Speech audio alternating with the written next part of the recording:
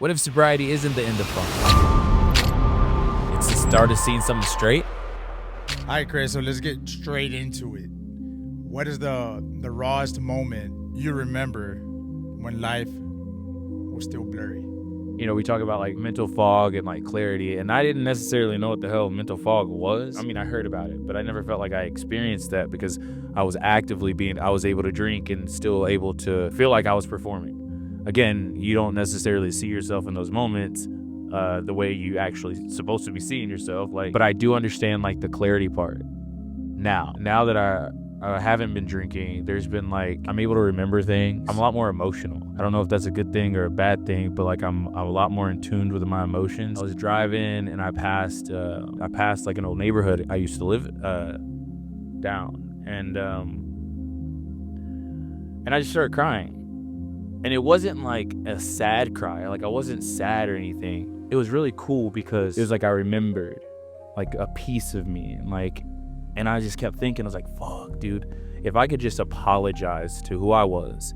Like, I mean, you always hear the stories, like, I'm very happy with who I am today, and, you know, I wouldn't change a thing. And I think that's all to an extent bullshit, because, like, I owe a fuck ton of apologies to a little boy that I put through things. Like, I mean, there's pieces of me I don't even recognize anymore.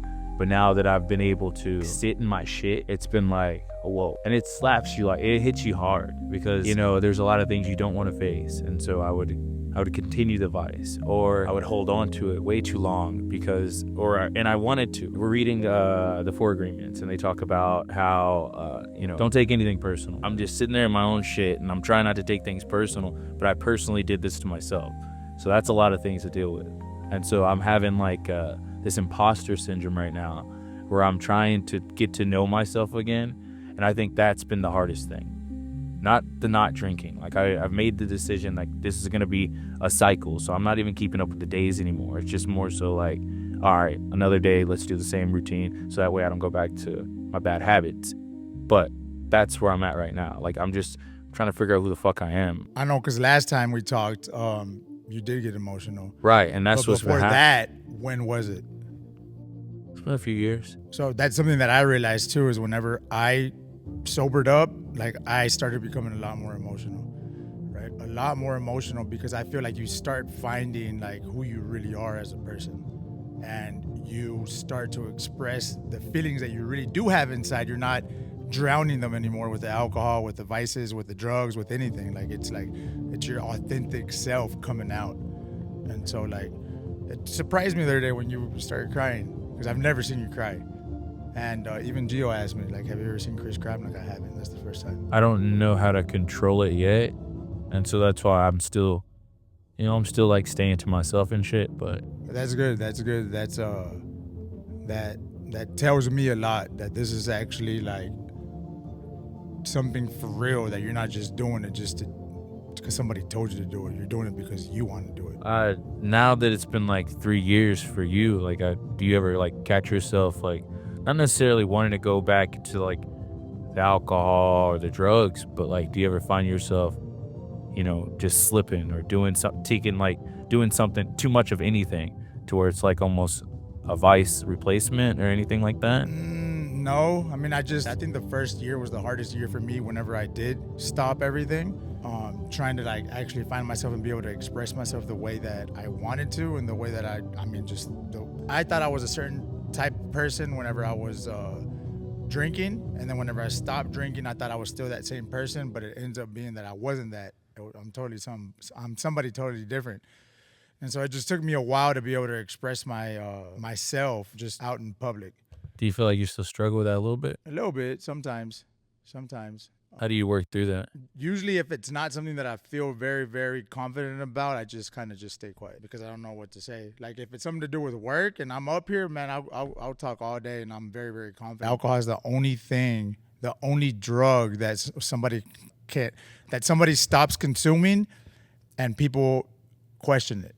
Yeah, I read something like that yesterday. Right, it's the only thing. Like you stop drinking and people are like, "What? Like, are you sick? Like, what happened?" You know, because it's the only thing that like it's such a normal thing, socially acceptable. Yep. And so, is clarity a luxury we ignore, or the one thing fear keeps us from? I think Yeah, that's a good question. I think clarity, especially whenever you were drinking or one was drinking, you didn't want to have a clear vision on what it is that needed to happen or what you needed to do. I think I would always try to challenge that though. Like I would always felt like I had control. Like I and again, now that I see that I don't, like I understand that. Even whenever like I got to the point mentally where I felt like I beat the system. I mean, please kids don't do this, but even when I was like drinking and driving, that to me was like I'm chilling, I'm just going down the street. I'm going home. I'm gonna pop the beer over.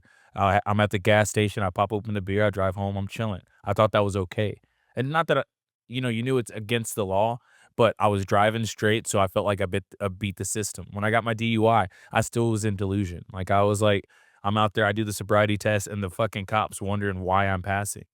It got to the point where him and I get into a verbal argument. So he's like, all right, well then blow into this. And then me, I'm already high up on my horse, so I'm cocky as fuck. I blow into that, and it was like, all right, there we go. Now you got everything I need to. But that was what? That was me not with clarity. Because clarity would have been like, no, fuck you, dude. Take me in. And we'll deal with this at that station. I'll call my lawyer. But no. So like I don't know. I think ultimately it's been like a roller coaster because I think that there's been times where I felt like I had control and then I go back and I'm looking at it now, I'm like, you're a dumbass. I took that with a grain of salt. It didn't mean shit to me until my children started getting older and when kids grow an opinion, it starts very early, and they're very influenced by the people around them, as we are. And you, j- I didn't want to be the dad that like that's what my kids had. I wasn't the example. I don't give a shit about if I had them early or whatever. They're here now. I don't give a shit about me only being 35, want to be able to hang out and have friends and do all that. That doesn't matter to me anymore. Like I Which brings me back to, like, one of the topics we were talking about where we said, when we were talking about friendship, and I said, "Well, you're like my best friend," and that's absolutely true. And then Gio challenged us asking, "Well, how do I hang out with you outside of work?" No, I don't, because I'm trying to spend as much time with them. They're about to leave my house, and then it's just gonna be me and my wife, and I love my wife to death, and I always thought it'd be me and her anyways, but, like, my kids are gonna grow up, and, like, even conversations with them now have changed. I can remember the conversations. I show interest in what they're saying. I can feel, like, the energy when, like, they're excited about something, I notice it now. I don't brush them off, and I think that was, like, a big thing too. Like, I got so caught up in my shit that, like, I wanted to I didn't wanna talk to them. I didn't want them to see me like that, so I would hide from them, and when I would hide from them, Erica would know, so she would shut the door and make sure they didn't have to see me. And so she stood up and made sure she did everything to take care of them, and I just wasn't shit, bro. And so now it's like, it's not that I wanna be sober or that I'm thinking about sobriety like that. I'm just thinking about having more time with the I'm thinking about having more time with the kids, and I'm thinking about what they deserve, and I'm becoming all of that for myself, but for them as well, because I deserve to know what the best version of myself feels like. And I haven't given myself a fair opportunity to do that, even when I was great or thought I was great. It's yin yang and everything. Boom, baby.